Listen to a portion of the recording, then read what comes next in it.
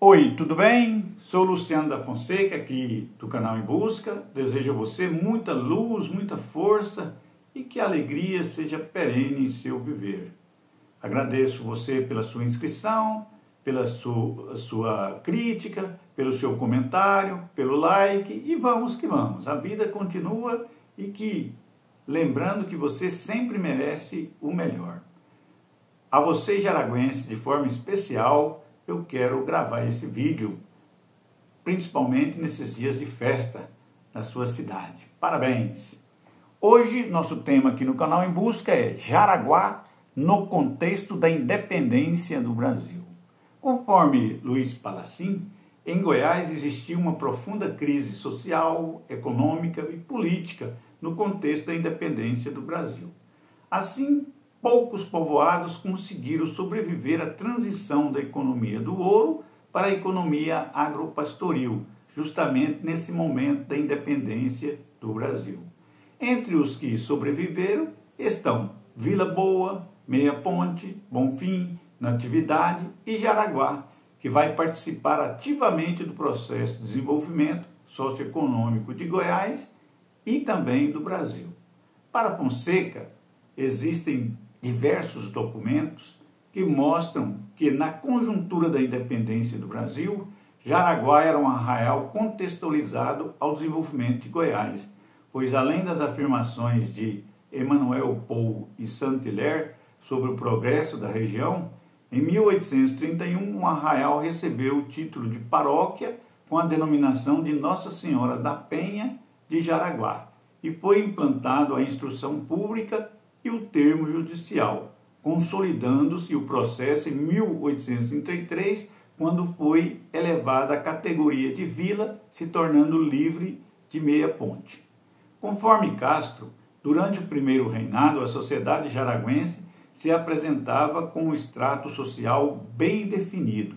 Sua elite compunha-se de proprietário de minas, comerciante rico, alto funcionário do governo, fazendeiro e um grande número de comerciantes ricos, além de um clero atuante, tanto na religião como na política.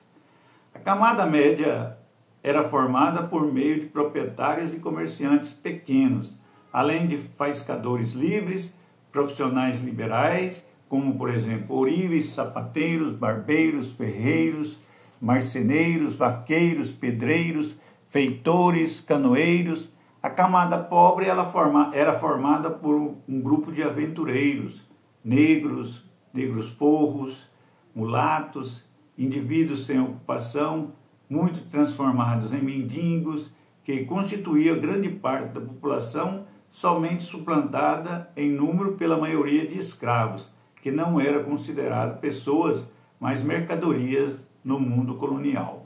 Conforme Lobo, com relação à política nacional, Jaraguá, no contexto da independência do Brasil, teve como maior representante o padre Silvestre Álvares da Silva, que foi incansável na Constituinte de 1823. Lobo mostra que este defendeu os interesses de Goiás e da nação, que ao longo de sua estadia na capital do Brasil, fez amizades que tentaram convencer de não mais retornar ao arraial de Jaraguá. Porém, o padre Silvestre gostava tanto de Jaraguá que a resposta dele era um certo provérbio: tenho saudade até da relva que cobre as ruas de Jaraguá. Pedroso afirma que um pouco antes da independência do Brasil, em 1822, Cunha Matos e Silva Souza registraram que no decorrer do segundo quarto do século XVIII, que existia prosperidade em Jaraguá.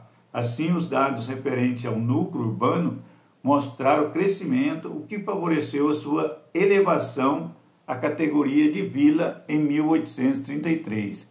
Para Fonseca, o pós-independência mostra a importância e a contextualização de Jaraguá com o Brasil e com a província de Goiás.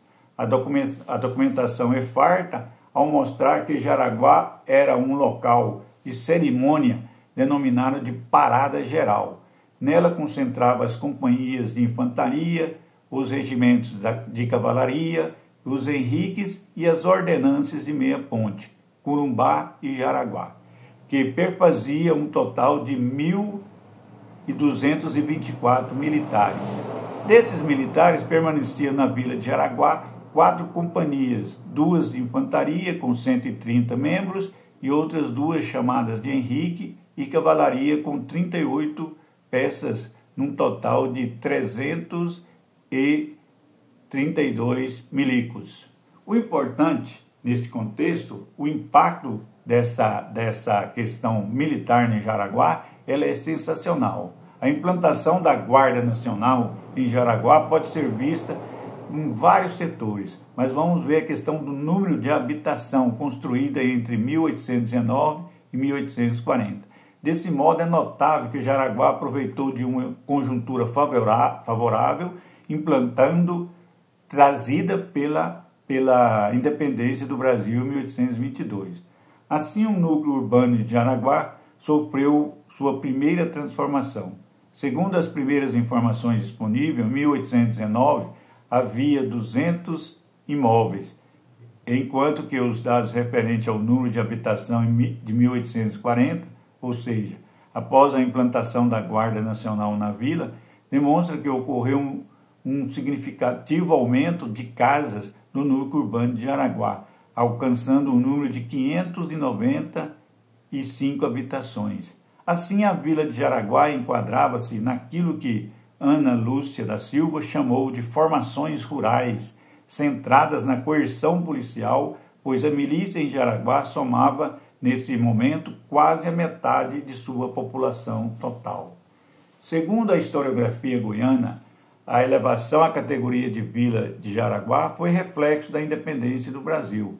Assim, a partir de 1833, a vila de Jaraguá passou a contar com algumas instituições que mostram um princípio de organização política administrativa, como, por exemplo, a coletoria, a Câmara e mais o termo judicial, que a partir da segunda metade do século XIX foi transformado na comarca do Rio das Almas, com a sede em Jaraguá.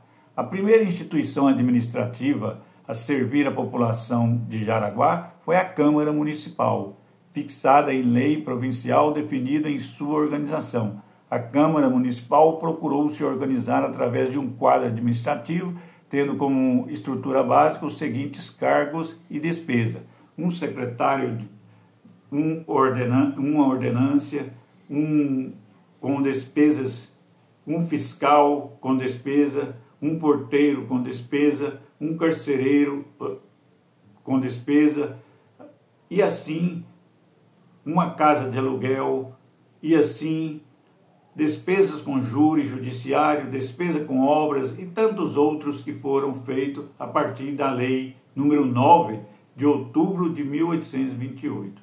As primeiras eleições municipais foram organizadas em 1833. Nelas foram eleitos pelo Colégio Eleitoral Jaraguense, formado por 45 votantes. É bom lembrar que só votava homem e considerado alfabetizado.